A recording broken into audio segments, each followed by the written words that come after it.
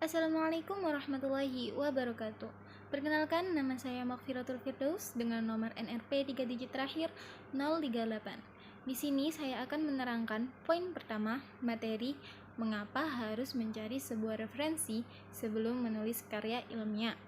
Untuk itu, kita harus tahu apa itu karya ilmiah.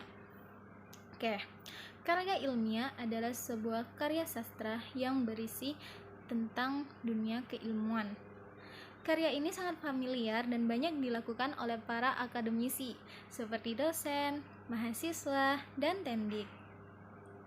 Menurut Nasution, karya ilmiah dapat dijadikan sebagai indikator kemajuan suatu pendidikan. Dalam membuat karya ilmiah, kita tidak boleh sembarangan. Ada peraturan-peraturan tertentu yang harus dipatuhi dan diikuti. Sebelum menulis karya ilmiah, salah satunya peraturan tersebut adalah kita harus mencari sebuah referensi. Referensi ini digunakan sebagai dasar teori atau basic dari bahan yang akan kita bahas dalam karya ilmiah kita. Dalam mencari referensi juga tidak boleh sembarangan. Mencari referensi, kita harus mencari yang kredibel, di mana referensi tersebut dapat dipercaya. Mengapa harus begitu?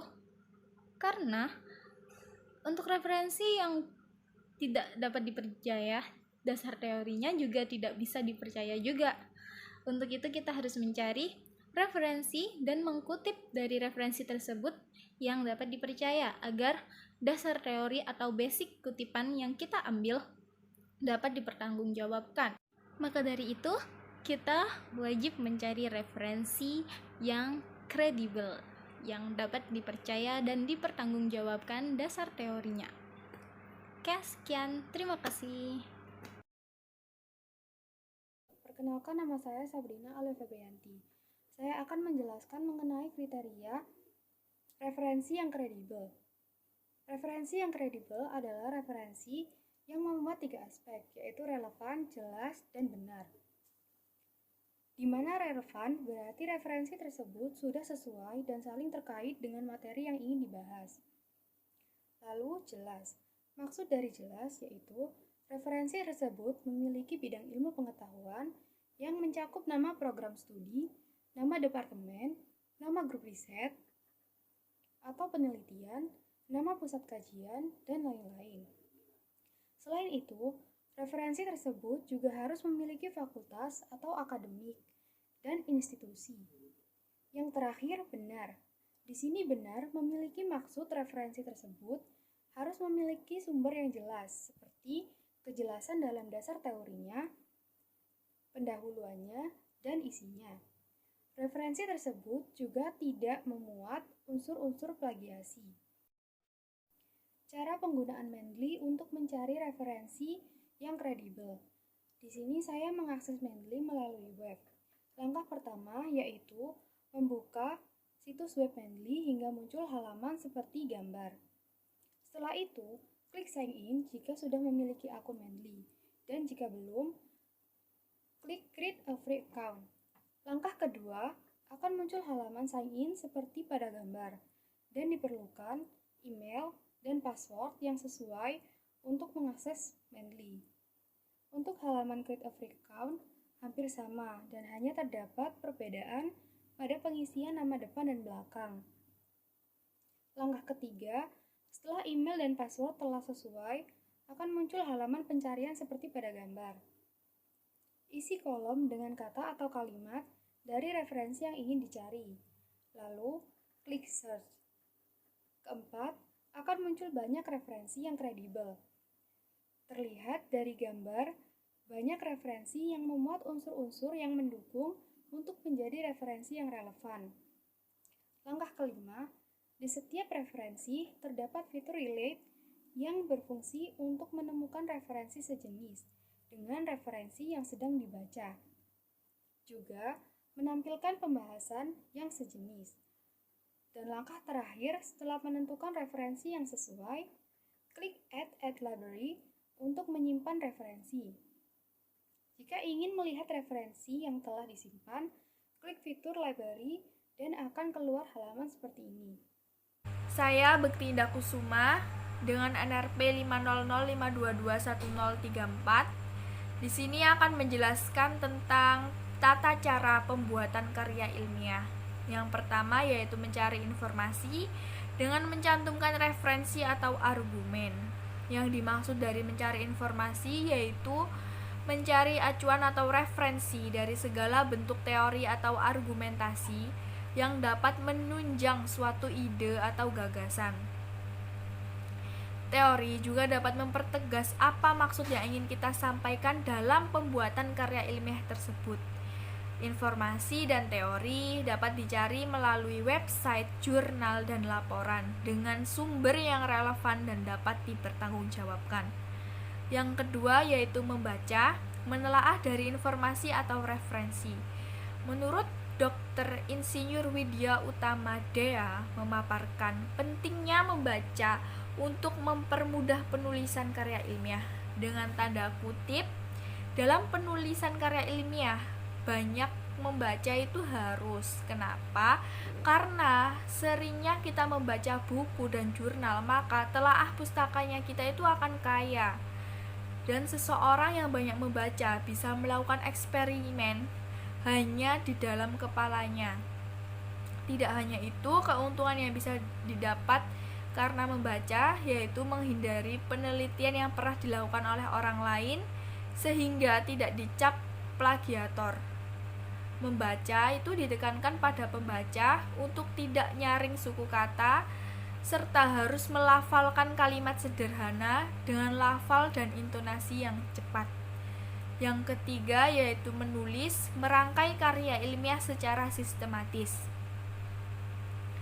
Menulis dalam teknik penulisan itu harus sesuai dengan struktur karya ilmiah yang mencakup kata pengantar, daftar isi, pendahuluan, pembahasan, kesimpulan, saran, dan juga daftar pustaka.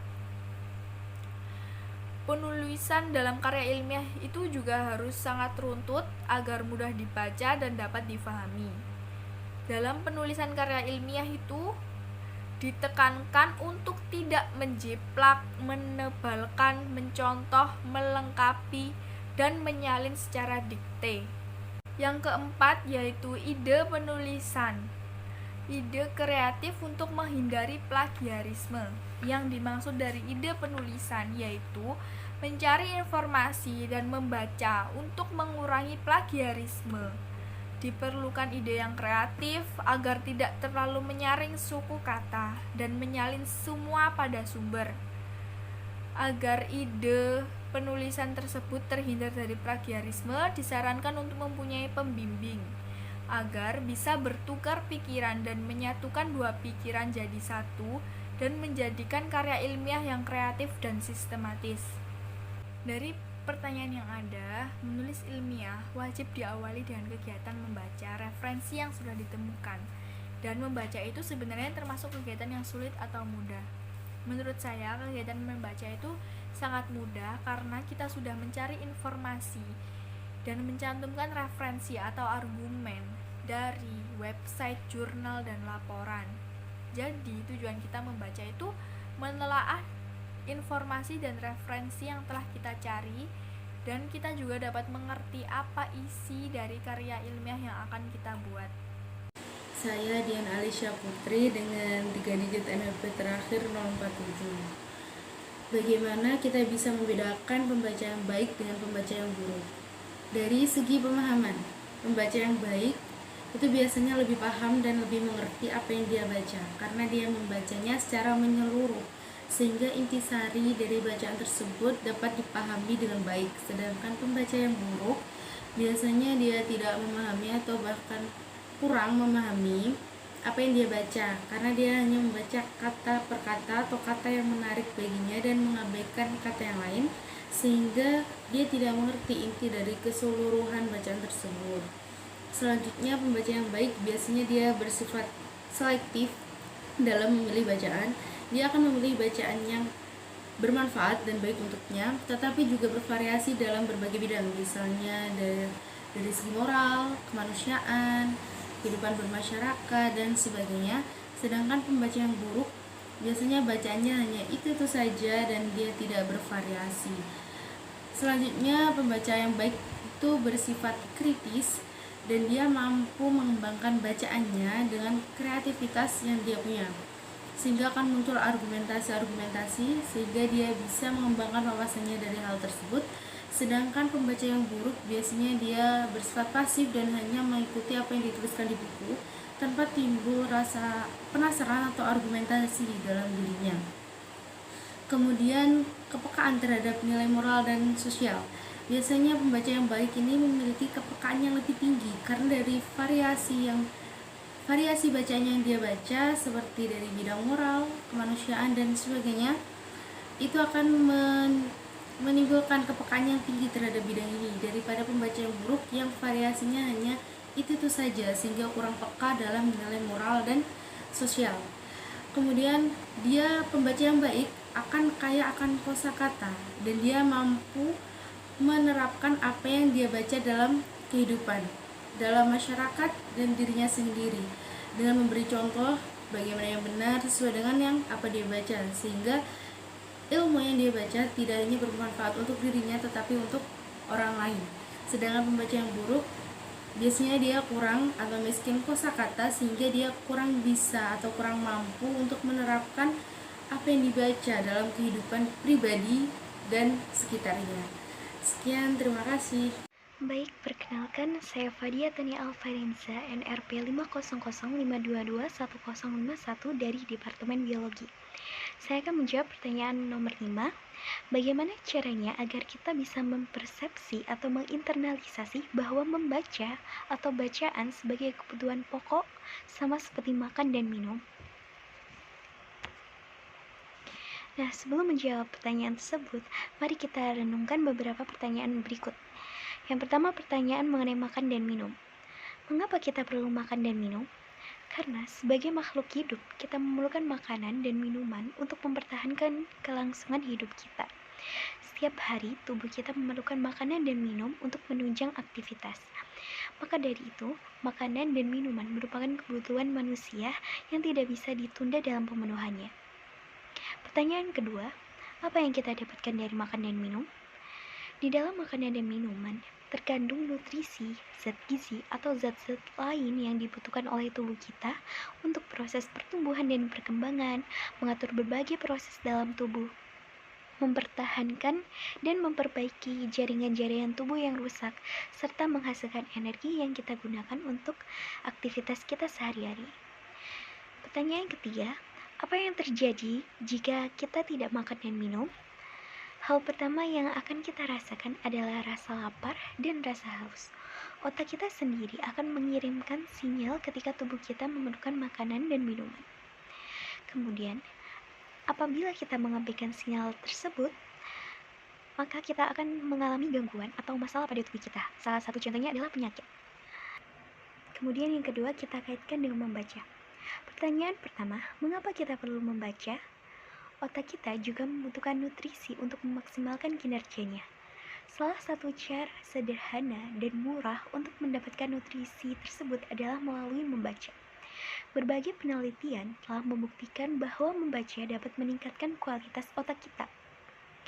Membaca juga memberikan energi pada bagian otak kita yang bertanggung jawab atas aktivitas motorik. Maka dari itu, kita perlu membaca untuk memenuhi kebutuhan otak kita akan nutrisi. Pertanyaan kedua, apa yang kita dapat dari membaca? Melalui membaca, kita akan mendapatkan berbagai ilmu, menambah pengetahuan, dan berbagai wawasan, memperkaya informasi, menambah perbendaharaan kata, meningkatkan kadar intelektualitas, memperluas pemikiran seseorang, melatih keterampilan berpikir kritis dan menganalisa, serta melatih untuk dapat menulis dengan baik, dan berbagai manfaat lainnya. Kemudian pertanyaan ketiga, apa yang terjadi apabila kita tidak membaca? Apabila kita tidak membaca, kita akan tersesat dan menjadi kaum-kaum terbelakang atau kaum-kaum yang tertinggal. Kita akan mengalami kesulitan untuk bisa beradaptasi di dunia yang terus berkembang, dan kita akan tenggelam dalam kebodohan. Setelah merenungkan beberapa pertanyaan berikut, kita tahu bahwa membaca sama pentingnya seperti makan dan minum. Maka kita bisa mempersepsikan membaca merupakan kebutuhan pokok kita sehari-hari sama seperti makan dan minum. Tanpa makan dan minum, kita akan lapar dan haus akan asupan makanan dan minuman, sehingga akan mengganggu kelangsungan hidup kita. Begitupun juga dengan membaca. Tanpa membaca, kita akan haus dan lapar akan pengetahuan, ilmu, dan berbagai informasi. Sehingga kita akan kesulitan untuk beradaptasi di tengah perkembangan ilmu pengetahuan dan teknologi yang begitu cepat mengalami perubahan. Jadi, membaca bukan hanya sekedar hobi yang kita luangkan di waktu luang saja, namun harus kita jadikan prioritas sehingga kita bisa meluangkan waktu untuk membaca. Penggunaan Mendeley untuk menambah referensi. Langkah pertama, buka My Library. Langkah kedua, klik tombol Add, seperti pada gambar. Lalu, akan muncul halaman file upload. Dan yang terakhir, pilih referensi dan klik open. Assalamualaikum warahmatullahi wabarakatuh. Nama saya Rahmatul Karim Alia dengan NRP 50052211042. Pada kesempatan kali ini, saya akan menjelaskan mengenai langkah-langkah membuat kutipan dan daftar pustaka menggunakan aplikasi Mendeley. Langkah yang pertama, buka aplikasi Mendeley Desktop, kemudian pilih Install Mrs. Word Plugin, tunggu hingga Citation Plugin benar-benar terinstall. Langkah yang kedua, buka menu Reference di Microsoft Word, lalu pilih Insert Citation dan carilah judul atau nama pengarang dari literatur atau jurnal yang ingin digunakan. Langkah yang ketiga, pilih salah satu judul literatur atau jurnal, kemudian klik Cite dan hasil kutipannya akan langsung muncul dalam dokumen. Selanjutnya, secara otomatis Mendeley akan membuat daftar pustaka dari seluruh referensi yang dikutip dalam dokumen dengan hanya mengklik Insert Bibliography. Mungkin sekian yang dapat saya sampaikan. Kurang dan lebihnya saya mohon maaf. Wassalamualaikum warahmatullahi wabarakatuh.